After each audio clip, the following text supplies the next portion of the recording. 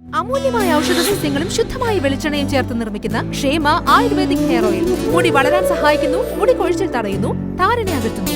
ക്ഷേമ ayurvedic hair oil.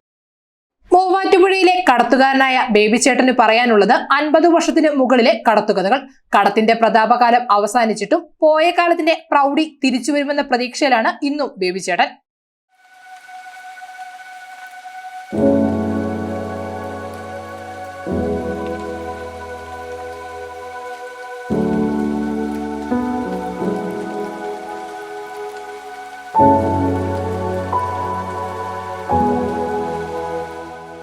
മൂവാറ്റുപുഴയാറിന്റെ സ്വന്തം കടത്തുകാരൻ. ത്രിവേണി സംഗമത്തിന്റെ ഗതിയും താളവും 50 വർഷത്തിലേറെയായി കാണാപ്പാടമാക്കിയ കടത്തുകാരൻ. അതെ, മൂവാറ്റുപുഴയാറിന്റെ തീരത്തും പുഴയിലുമായി തുഴ പിടിക്കുന്ന കടത്തുകാരനാണ് ബേബി ചേട്ടൻ. ത്രിവേണി സംഗമത്തിന്റെ സ്വന്തം കടത്തുകാരനായ ബേബി യാത്രക്കാരുമായി അക്കരെ ഇക്കരെ തുഴയെറിയാൻ തുടങ്ങിയിട്ട് അരനൂറ്റാണ്ടിലേറെയായി. മൂവാറ്റുപുഴയാറിന്റെ കടവിലെത്തിയാൽ ബേബി ചേട്ടന്റെ വള്ളത്തിൽ കോതയാടിന്റെയും മൂവാറ്റുപുഴയാറിന്റെയും തൊടുപുഴയാറിന്റെയും മനോഹാരിത ആവോളം നുകർന്ന് യാത്ര നടത്താം. ഒരു കാലത്ത് 6 വള്ളം വരെയും കടത്തു നടത്തിയിരുന്ന ആറാണ് ഇപ്പോൾ ഒരു കടത്തുകാരനിലേക്ക് ചുരുങ്ങിയിരിക്കുന്നത്. 1974 സെപ്റ്റംബർ 24-നാണ് പിതാവ് ചേലാട് കുഴിക്കണ്ടത്തിൽ വർഗീസ് വർക്കിയുടെ പിന്തുടർച്ചക്കാരനായി 18-ാം വയസ്സിൽ ബേബി കടത്തുകാരനായി എത്തിയത്. നൂറുകണക്കിന് ആളുകളായിരുന്നു അക്കാലത്ത് വള്ളത്തിൽ സഞ്ചരിച്ചിരുന്നത്. ഇവിടെ 6 വള്ളം വരെ സർവീസ് നടത്തിയിരുന്നെങ്കിലും 3 കരയിലേക്കും പോകാൻ ആളുകളുടെ തിരക്കായിരുന്നുവെന്നാണ് ബേബി ചേട്ടൻ പറയുന്നത്. പണ്ട് ഇവിടെ 6 വള്ളം കടത്തുന്ന കടവായത്. 2 PWD, 2 മുനിസിപ്പാലിറ്റി, 2 പ്രൈവറ്റ്. അത്രയും 30 വള്ളം പള്ളിക്കൂടം പിള്ളേർ മാത്രം ഉണ്ടായിരുന്നു ഈ കട ഒരു ദിവസം കിടക്കാൻ. അത് പോയിട്ട് ഒരു മനുഷ്യയില്ലാതെ കണ്ണിൻ്റെ കടവിൻ്റെയൊക്കെ അവസാനം കാട് പിടിച്ച് നശിച്ച് നാരായണക്കല്ല് പിടിച്ച് കിടക്കാനല്ലേ. ഇപ്പം അത്യാവശ്യം ഒരു 3-4 പേരുണ്ടെന്ന് മാത്രം, അത്യാവശ്യം മാത്രം. മറ്റേ ഇവിടെ നിലത്ത് നിൽക്കാൻ നേരം കിട്ടിയിട്ടില്ല. അത്ര തിരക്കുള്ള കടവായിരുന്നത്, അത്ര തിരക്കുള്ള കടവ്. കടവിലൊക്കെ കാളവണ്ടി ഇറക്കിയിട്ട് കഴിവിൽ കാളയ്ക്ക് വെള്ളം കൊടുക്കൽ, വണ്ടി ഇറക്കി കഴിവിൽ ചരക്കെല്ലാം കൊണ്ടുപോയിക്കുന്ന കൈവണ്ടിയിലാണ് കൊണ്ടുപോയിക്കുന്നത്. വള്ളത്തെ കയറ്റി കൈവണ്ടി വള്ളത്തെ കയറ്റി വണ്ടി അങ്ങനെ കൊണ്ടുപോകും. അങ്ങനെ രാവിലെ ഒരു 3:30 മണിക്ക് തുടങ്ങിയാൽ രാത്രി 9 വരെ കിടത്തുന്നുണ്ടായിരുന്നു ഇവിടെ.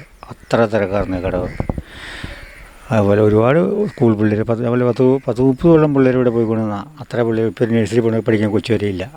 ആരെയും വന്ന് ഞാൻ ആൾക്കാരെ കൊണ്ടുപോയിക്കൊണ്ടിരുന്ന. ഇപ്പോൾ ഒന്നും കോവിഡ് 2 കൂടിയ പിന്നെ വെളിയിൽ നിന്ന് ആരും വരില്ല. മറ്റെനിക്കിവിടെ വെളിയിൽ നിന്നൊക്കെ സൈമാതാമി കൂടെ വന്നുകൊണ്ടിരുന്ന ആൾക്കാർ വന്ന് ചുമ്മാ അക്കരെ പോയി എന്തെങ്കിലും കിട്ടിക്കൊന്ന് അതൊക്കെ കണക്കൂട്ടിയാണ് ഞാനിത് ഈ മുനിസിപ്പാലിറ്റി തന്നെ കാശ് നോക്കി ഇവിടെ ഇരിക്കുന്നത്. അതുകൊണ്ടൊന്നും ഒരു മനുഷ്യൻ വന്നുമില്ല, ഒന്നും കിട്ടണമില്ല. വണ്ടിക്കൂലിക്ക് വരാൻ കാശില്ലാത്തത് വരാൻ കിട്ടില്ല. ഇപ്പോൾ ഇവിടെ മറ്റിവിടെയൊക്കെ എന്തെങ്കിലും വട്ടത്തിലുള്ള കാശ് കിട്ടിവന്ന കടവായത്. അത്രയ്ക്ക് ആളുണ്ടാത്ത കടവാട്. 6 വള്ളം ഉണ്ടായാലും ആൾ ബാക്കിയായിരുന്നു ഇവിടെ. അത്ര തിരക്കായിരുന്നു ഇവിടെ. ചന്തക്കടവും കിഴക്കേക്കര കടവും പുഴക്കരക്കവ് കടവും ബന്ധിപ്പിക്കുന്ന കടത്തു സേവനത്തെ ആശ്രയിക്കുന്നവർ നന്നേ കുറഞ്ഞെങ്കിലും ത്രിവേണി സംഗമത്തിലെ തോണിയും കടത്തുകാരനും ഇവിടെ തന്നെയുണ്ട്. വള്ളത്തിൽ യാത്ര ചെയ്യാനുള്ള യാത്രക്കാർ കുറഞ്ഞതോടെ നഗരസഭ വള്ളങ്ങൾ പിൻവലിച്ചു. PWDയുടെ കടത്തുകാരനായിരുന്ന ബേബിയുടെ സർവീസ് കാലാവധി അവസാനിക്കുന്ന 2013 നവംബർ വരെ പൊതുമരാമത്ത് വകുപ്പ് വള്ളം നിലനിർത്തി. ഇതിനുശേഷം തസ്തികയും വള്ളവും പിൻവലിക്കുകയും ചെയ്തു. ഇപ്പോൾ വീണ്ടും നഗരസഭയുടെ കടത്തുകാരനായാണ് ബേബി തോണിയാത്ര ഒരുക്കുന്നത്. മൂവാറ്റുപുഴയാറിന്റെ സമീപ പ്രദേശങ്ങളും വശങ്ങളുമെല്ലാം മനോഹരമാക്കിയാൽ വീണ്ടും കടത്തുകയറാൻ ആളുകൾ എത്തുമെന്നും വിനോദസഞ്ചാര ഭൂപടത്തിൽ മൂവാറ്റുപുഴയുടെ മുഖഛായ തന്നെ മാറുമെന്നും യാത്രക്കാർ പറയുന്നു. ഈ തിട്ടകളൊക്കെ അത് ചിലപ്പോൾ പ്രകൃതിക്ഷോഭം ഈ വെള്ളപ്പൊക്കത്തിലൊക്കെ സംഭവിച്ചതാകാം. പക്ഷെ എന്നാലും നമുക്ക് ഇന്നത്തെ ഒരു അവസ്ഥ വെച്ച് നമുക്ക് അതൊക്കെ തിരിച്ചു കൊണ്ടുവരാവുന്ന ഈ ഭംഗി വീണ്ടും തിരിച്ചു കൊണ്ടുവരാവുന്നതാണ്. അപ്പോൾ അതിനേക്കുള്ള നടപടികളൊക്കെ ഗവൺമെൻറ്റിൻ്റെ ഭാഗത്തുനിന്നോ അല്ലെങ്കിൽ മറ്റ് പ്രസ്ഥാനങ്ങളുടെ ഭാഗത്തുനിന്നൊക്കെ ഉണ്ടായിക്കഴിഞ്ഞാൽ വീണ്ടും സഞ്ചാരികളും അല്ലെങ്കിൽ എന്താ പറയുക ഫോറിനേഴ്സിനെയൊക്കെ പോലും ഇത് അട്രാക്റ്റീവായിട്ടുള്ള സ്ഥലമാണ് ശരിക്കും പറഞ്ഞാൽ. ഈ ഒരു പ്ലേസ് നമ്മുടെ കേരളത്തിന് തന്നെയാണ്. കാരണം ഈ ഒരു 3-6 തമ്മിലുള്ള ഇത് നമ്മൾ ശരിക്കും പറഞ്ഞാൽ മൂവാറ്റുപുഴ താമസിക്കുന്ന ആൾക്കാർക്ക് പോലും ശരിക്കും എന്തുകൊണ്ട് ഈ പേര് വന്നെന്നുള്ളത് അറിയില്ല. ഇതൊക്കെ തന്നെ മതി. ഇങ്ങനത്തെ കുറേ കാര്യങ്ങളൊക്കെ തന്നെ നമ്മളിപ്പോൾ യൂട്യൂബേഴ്സ് ഇവരൊക്കെ ഇതൊക്കെ കൊട്ടിഘോഷിച്ച് കഴിഞ്ഞാൽ എന്താ പറയുക ആവശ്യമില്ലാത്ത കുറേ കാര്യങ്ങളൊക്കെ പൊലിപ്പിക്കുന്നുണ്ട്. ഇങ്ങനത്തെ കുറേ കാര്യങ്ങളിലേക്കൊക്കെ നമ്മൾ കുറച്ച് ഇവരെയൊക്കെ ശ്രദ്ധ കൊണ്ടുവന്നു കഴിഞ്ഞാൽ ഇങ്ങനെയുള്ള എന്താ പറയുക ചേട്ടനെ പോലത്തെ ആൾക്കാർക്കും പിന്നെ അതന്നെയല്ല ഇതുവഴി നമ്മൾ ശരിക്കും നേച്ചറിനെ നമ്മൾ സേവ് ചെയ്യാണ്. കാരണം പെട്രോള് നമ്മൾ സേവ് ചെയ്യുന്നു, പിന്നെ നമ്മുടെ പൈസ സേവ് ചെയ്യുന്നു. ഇങ്ങനത്തെ മാർഗ്ഗങ്ങൾ ഇനിയും കൊണ്ടുവരാം. ഇത് ശരിക്കും പറഞ്ഞാൽ എക്കണോമിക്കലിയും എല്ലാ രീതിയിലും നമുക്ക് പ്രയോജനപ്പെടുന്ന ഒരു കാര്യമാണ്. അപ്പോൾ നമ്മളുടെ സർക്കാരായാലും നമ്മളുടെ എന്താ പറയുക ഈവൻ ഇപ്പോൾ മുനിസിപ്പാലിറ്റിയാണ് ഇത് ചെയ്യണം എന്നുള്ളതാണ് എൻ്റെ അറിവ്. പക്ഷേ കുറച്ചുകൂടിയൊക്കെ കാര്യങ്ങളിൽ ഇന്ന് ഇതിനകത്തേക്ക് എന്തൊക്കെ ചെയ്തു കൊടുക്കാൻ പറ്റുക എന്നുള്ളത് ചെയ്തു കഴിഞ്ഞാൽ നമ്മുടെ മൂവാറ്റുപുഴയ്ക്ക് വീണ്ടും അങ്ങനെ ആ ഒരു പഴയ പ്രൗഢിയിലേക്ക് തിരിച്ചു വരാൻ പറ്റുമെന്നുള്ളതാണ് എൻ്റെ അഭിപ്രായം. കാലങ്ങൾ കഴിഞ്ഞാലും പുഴ എത്ര മാറിയാലും ബേബിച്ചേട്ടനും വള്ളവും എന്നും മൂവാറ്റുപുഴയാറിന്റെ തീരത്തുണ്ടാകും.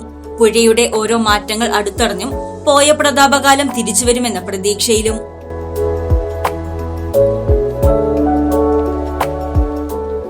News desk Muvattupuzha news. എന്റെ കാഴ്ചയ്ക്ക് ചില ബുദ്ധിമുട്ടുകൾ അനുഭവപ്പെടാൻ തുടങ്ങിയത് ഈയിടെയാ. ആദ്യം ടെൻഷനായി. മകളാ പറഞ്ഞത് അഹല്യയിൽ പോകാൻ. അഹല്യയ്ക്ക് 30 വർഷത്തെ പാരമ്പര്യവും വിശ്വസ്തതയുമുണ്ട്. അഹല്യയിലെ വിദഗ്ധരായ ഡോക്ടർമാരുടെ ചികിത്സ കൊണ്ട് എനിക്ക് എന്റെ കാഴ്ചശക്തി പൂർണ്ണമായും തിരിച്ചു കിട്ടി. ഇപ്പൊ എനിക്ക് ഈസിയായി വായിക്കാം. നേത്ര സംരക്ഷണത്തിന് നമ്മുടെ Ahalya. Ahalya foundation eye hospital, കേരളത്തിൽ എല്ലായിടത്തും.